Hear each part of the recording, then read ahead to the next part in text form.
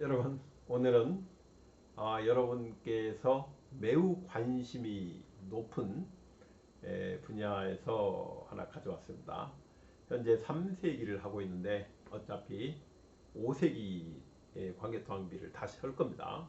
하지만 많은 분들이 관심 있는 분야가 관계토항비이기 때문에 오늘 짧게 녹화를 해보겠습니다. 자, 관계토항 비문 신묘년조 주장 유효성 확인이라 이렇게 제목을 붙여봤어요. 이게 무슨 뜻이냐 이겁니다. 관계토항 비문 해석에 대하여 무슨 기준으로 어떻게 합리성을 판단할 것인가. 왜 그러냐면 관계토항 해석 중 특히 391년인 영락원년입니다. 신묘년조는 한국, 일본, 중국은 물론 북한까지 수십 가지의 주장이 나와 있어요. 아마 100가지 넘을 겁니다. 그리고 지금 이 순간에도 새로운 해석들이 나오고 있어요. 그런데 저 주장이 근거가 있는지 어떻게 합니까? 그걸 저 사람은 저런 얘기, 이 사람은 이런 얘기, 백인백색인데 그 사람의 주장이 근거가 있는지 없는지를 확인하는 방법에 관한 내용입니다. 제가 세 가지를 가져왔어요. 세 가지 관문을 통과하면 그 사람의 주장을 유심히 들어볼 필요가 있습니다. 반대로 세 가지 관문을 통과하지 못한다. 그러면 별로 들을 만한 가치가 없다. 저는 이렇게 봐도 무방합니다. 첫 번째 관문이에요. 첫 번째 관문이 뭐냐면 삼국사기는 어떻게 되어 있냐면 사건마다 해와 달이 같이 기록되어 있어요. 몇 년에 몇 월 달에 무슨 일이 적혀 있습니다. 그런데 관계토항 비문은 영락 몇 년하고 해만 있고 달이 없어요. 관계토항이 원년부터 22년까지 22년을 제외하는데 그 사이에 있었던 주요 업적들을 기록합니다. 그런데 해만 있고 달이 없다는 거죠. 그래서 관계토항 비문에 영락 몇 년하고 나오는 사건의 달을 다 쓸 수 있는지를 물어봐야 됩니다.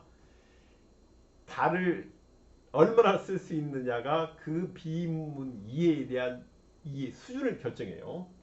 그리고 특히 신묘년조 사건이 벌어진 달이 몇 월 달인가를 물어보시기 바랍니다. 그래서 몇 월이라고 답변을 할 수 있으면은 1차 관문을 통과하는 거예요. 이 무슨 말인지 다시 한번 보겠습니다. 자, 제가 그 관계토항 비문과 삼국사기를 요약해 봤어요. 검정 것은 삼국사기 달이 다 있습니다. 이렇게 달이 있어요. 빨간색으로 쓴 것은 그 관계토항 비문입니다. 관계토항 비문에는 달이 없지만 달 쓸 수 있어요. 영락 원년 봄 3월, 그 다음에 영락 6년은 가을 8월에 시작해서 겨울에 귀환하고, 영락 8년 저도 다 보세요. 모릅니다 제가. 그 다음에 영락 9년은 가을 8월에 벌어진 것이고 신라가 자국 내 외곽 갇혔던 고군이 먼저 8월입니다. 영락 10년은 봄 3월에 여름 5월 사이에, 그 다음에 영락 14년 이 대방계 전투는 가을 8월이고, 그 다음에 영락 17년은 봄 1월입니다. 영락 20년 동부의 통합은 저도 모릅니다. 그 다음에 관계토항이 돌아가신 것은 영락 22년 여름 2월에요. 39살이 아까운 나이로 돌아가셨는데 삼국사에도 되어 있습니까? 그 다음에 겨울 10월로 되어 있어요. 왜 다른가는 나중에 설명을 드리겠습니다. 자, 이렇게 있는데 물어보십시오. 신묘년 391년 백잔신라 구시성민 쭉 나오는 이 사건이 몇 월달에 벌어진 사건인가. 그래서 몇 월입니다 하고 답변을 하면은 1차 관문을 통과한 것이고, 몇 월인지 답변을 못하면 1차 관문에서 탈락한 겁니다. 제 질문이 나오기 전입니다. 사실은 제가 물어보기 전에 모 대학 명예교수님이 이에 관한 설명을 하신 적이 있어요. 그분이 뭐라고 얘기했느냐, 이거 봐라, 백잔신라 구시 송민 유래종 자체가 거짓말이다. 무슨 백잔이 고구려의 송민이라고 했느냐, 앞에 거짓말하면 뒤에 전쟁 원인조도 보나마나 거짓말이다. 따라서 무슨 거짓말인데 달을 따지고 뭐하고 할 일이 있느냐, 이렇게 얘기하신 적이 있습니다. 그분이 현직에 계실 때요. 과연 그 말이 맞습니까? 그렇지 않습니다. 삼국사기를 보면 백제한이 언제 어떻게 고구려의 송민이 되었는가 아주 상세히 기록되고 있어요. 그 동시에 언제 어떻게 고구려의 송민에서 벗어났는지도 아주 상세히 기록되어 있어요. 이건 정확히 맞는 거예요. 백제한 신라 구시송민 유래초공 유래초공했다고 할 만한 근거들이 충분히 나오고 있습니다. 그리고 뒤에도 마찬가지로 전쟁 원인인데 아니 고구려가 전쟁 원인도 없이 392년부터 전쟁을 시작했단 말입니까? 전쟁을 하면 어떤 일이 벌어져요? 수많은 사람들이 죽고 다치는 겁니다. 죽고 다치는 전쟁을 관계통항이 이유도 없이 원인도 없이 그냥 일으킵니까? 그건 논리적으로 맞지 않습니다. 전쟁 원인이 발생했기 때문에 391년에 392년부터 고구려가 백제를 공격해서 전쟁이 시작되는 거예요. 그래서 그 명예교수님 설명은 잘못됐습니다. 그래서 첫 번째 관문은 신묘년조 사건이 벌어진 달이 몇 월인가를 물어보는 겁니다. 그래서 몇 월입니다. 일단 얘기하면은 1차 관문을 통과하는 겁니다. 만약에 몇 월인지 답변을 못하면 1차 관문을 통과하지 못하는 겁니다. 2차 관문. 자, 좀 더 근본적인 문제로 가겠습니다. 고구려와 백제가 오랫동안 전쟁을 않다가 369년에 전쟁이 벌어져요. 최초 전쟁이 벌어졌는데 그 전쟁 원인이 발생한 해와 달이 언제입니까? 물어보십시오. 최초 전쟁이. 그래서 그 전쟁은 369년에 벌어진 최초 전쟁 원인은 그 전해 몇 월 달에 벌어졌습니다 하고 이유를 댈 수 있으면 그 사람은 2차 관문을 통과하는 것이고 글쎄요 모르겠는데요. 그러면 그 사람은 2차 관문에서 탈락한 겁니다. 좀 더 구체적으로 설명을 해보겠습니다. 삼국사기 백제본기 근초고왕조예요. 근초고왕조를 보면은 최초의 고구려와 백제의 전쟁이 근초고왕 24년인 369년에 벌어집니다. 이때 고구려왕 사유, 고구려왕이에요. 사유가 복이 2만으로 치앙이 황해도지역입니다. 치앙을 공격한 거예요. 그래서 어떻게 합니까?